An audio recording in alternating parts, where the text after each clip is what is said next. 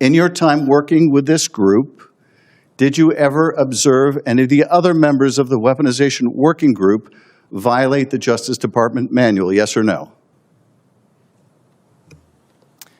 Senator, the weaponization working group has been working to illuminate the facts. I'm not interested in a filibuster of an answer. Did you observe members of the working group, or did you yourself violate the Justice Department manual? A single question echoed through the chamber, yes or no. What began as routine oversight quickly turned into a tense exchange. Senator Schiff pressed for clarity. Was Mr. McDonald part of the DOJ's so-called weaponization working group? The answer did not come. Instead, responses circled back to prior testimony, framing and reframing the scope of the group's mandate without addressing the core question. The senator narrowed it further. Not history, not context, just a present tense answer. Were you involved? Again, the reply drifted, referencing commissions, authorities, structures. The simplicity of the question contrasted sharply with the complexity of the response. In oversight hearings, silence can speak as loudly as words, and here each non-answer deepened the tension in the room. Then came the follow-up. Do members of the working group have to abide by the Justice Department manual? A fundamental question about standards and accountability. The response broadened outward. All DOJ employees operate under ethical provisions. But was that a direct yes, or a carefully constructed generality? The distinction mattered. The exchange shifted from participation to conduct. Had anyone violated the manual, mishandled grand jury material, broken the law? Each inquiry returned to the same pattern, references to earlier remarks, to process, to mission. The senator interpreted that pattern as evasion. The witness framed it as continuity with prior testimony. When the chairman declined to intervene, the moment crystallized. What does accountability require? Direct answers or procedural consistency? The hearing exposed more than disagreement. It revealed competing definitions of transparency. And by the end, one thing was unmistakable. The most powerful words in the room were the ones never clearly spoken. As the exchange intensified, the focus widened beyond one witness. The deeper issue emerged. How should power be examined when trust is fragile? Oversight depends on precision. A yes or no can define responsibility, but when answers remain indirect, interpretation fills the gap, and interpretation rarely lands in neutral territory. Supporters of the questioning saw persistence as duty. Critics might see it as theater. Yet the dynamic itself became the headline, a lawmaker demanding clarity, a witness relying on institutional language. In Washington, phrasing is never accidental. Every pause, every deflection, every repetition carries weight. By the final question, did anyone violate the law? The pattern was set. The response again pointed backward, not forward, and that left observers to decide what mattered more, the literal words spoken or the answers that never quite arrived. In oversight, sometimes the silence shapes the story more than the testimony itself. What makes moments like this resonate isn't just conflict, it's uncertainty. If institutions are confident in their conduct, direct answers can reinforce credibility. If they rely on procedural framing instead, critics will question motive. The gap between question and answer becomes a space where doubt grows. At its core, this was not only about a working group, it was about the boundaries of executive power and the standards that govern it. Does oversight demand precision under pressure? Or is adherence to prepared testimony sufficient? The exchange offered no resolution, only sharper lines. For the public, the takeaway may be less about personalities and more about process. Transparency is measured not by volume, but by clarity. A simple question can test an entire structure of accountability, and when clarity proves elusive, skepticism often follows. In the end, the hearing closed without the definitive yes or no that launched the confrontation. But the unanswered questions linger. In democratic systems, scrutiny is constant, and sometimes the most revealing moments are not the statements made, but the certainty that never materialized. Beyond the exchange itself lies a broader reality. Institutions are strongest when their answers are unmistakable. Ambiguity may protect process, but it rarely reassures the public. When oversight turns into repetition, the audience begins to ask its own questions about transparency, about confidence, about intent. The tension in that room reflected something larger than a single working group. It reflected a growing demand for directness in an era of institutional distrust. Lawmakers seek clarity to demonstrate accountability. Officials rely on structure to preserve order. Between those two instincts, friction is inevitable. Some will view the moment as evidence of evasion, others will see discipline in sticking to prepared lines. Both interpretations reveal how divided perception has become. In modern hearings, the narrative is shaped not only by facts, but by tone, cadence, and what feels unanswered. And so the exchange becomes part of a longer story about power, oversight, and the limits of language. A yes or no question may seem simple, but in high-stakes settings, simplicity can be the hardest thing to deliver. In the end, clarity remains the currency of trust, and its absence, the spark for continued scrutiny. What happens after moments like this often matters more than the exchange itself. Hearings fade, clips circulate, narratives harden, but institutions endure. The real test is whether questions asked under oath eventually receive answers that withstand public examination. Oversight is not designed to be comfortable. It is designed to probe, to narrow, to insist.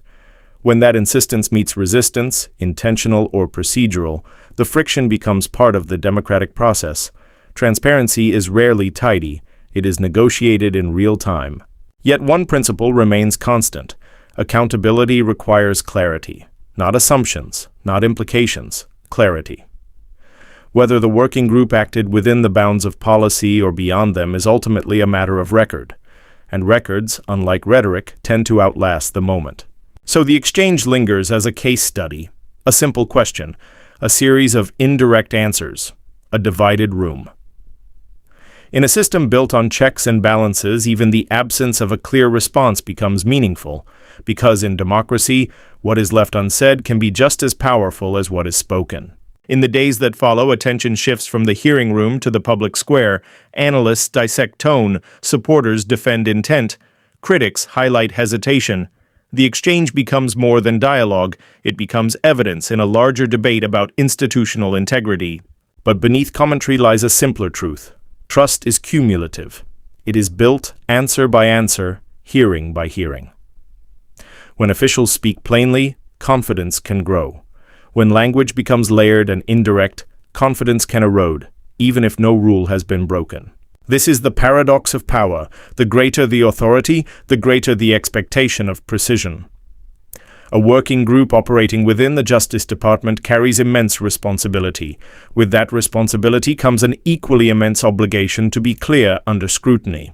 And so the moment remains unresolved, not because it lacked words, but because it lacked finality. A yes or no might have ended the exchange. Instead, ambiguity extended it. In oversight, clarity closes chapters. Ambiguity writes sequels.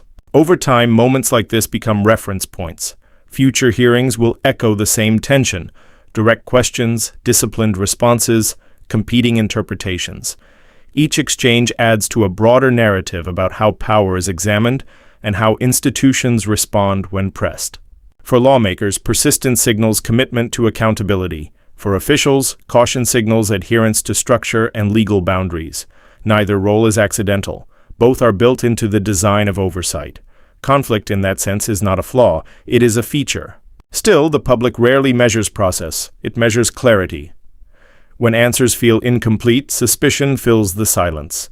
When answers feel firm and direct, stability follows. The balance between protecting institutional process and satisfying public demand for transparency is delicate and constantly tested. In the end, the hearing serves as a reminder: democracy does not rely on comfort. It relies on confrontation, on inquiry, on persistence.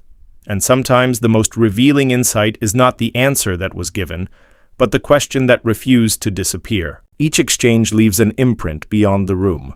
Words, pauses, evasions, they ripple outward, shaping perception of fairness and integrity.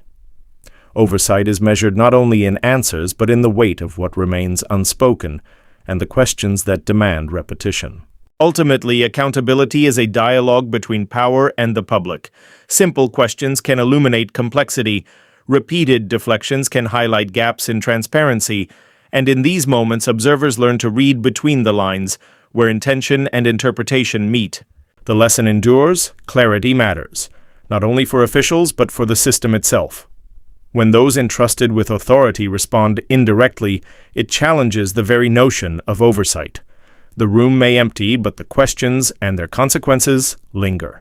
So while a yes or no might have settled the immediate exchange, the hearing's real significance is broader. It is a study in how power, process, and public trust intersect, and how much the absence of a clear answer can reveal about both. Observers walk away with more than testimony. They take the tension itself as evidence. Each pause, each careful phrasing, each refusal to answer directly becomes part of the story. In oversight, what isn't said often echoes louder than what is. The exchange also exposes a fundamental question: can institutions balance authority with accountability? When officials lean on process over directness, public perception can shift. Transparency becomes a matter of interpretation, not only fact. For citizens, scholars, and policymakers, hearings like this are instructive.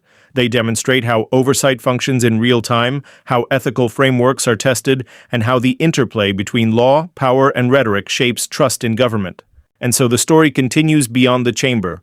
The working group, the manual, the questions and evasions, they all serve as a lens through which the public measures not only compliance, but the willingness of those in power to be clear, accountable, and transparent. Ultimately, the hearing is less about a single witness and more about a system under scrutiny. Each indirect answer invites interpretation, each deflection fuels debate. Oversight is a mirror, reflecting both the authority being examined and the expectations of those observing it. What becomes clear is that accountability is not just a procedural obligation, it is a moral and public one.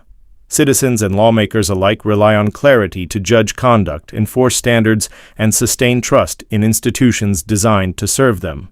In high-stakes settings, simplicity is revolutionary. A direct yes or no can resolve uncertainty. Its absence magnifies it. The exchange reminds us that transparency is earned in real time and that every hesitation, however procedural, carries meaning beyond the words themselves. As the hearing closes, one lesson persists. In the balance of power and oversight, unanswered questions are not void. They are signals. They challenge institutions, inform the public, and ensure that scrutiny continues long after the gavel falls. Even when hearings end, their impact lingers.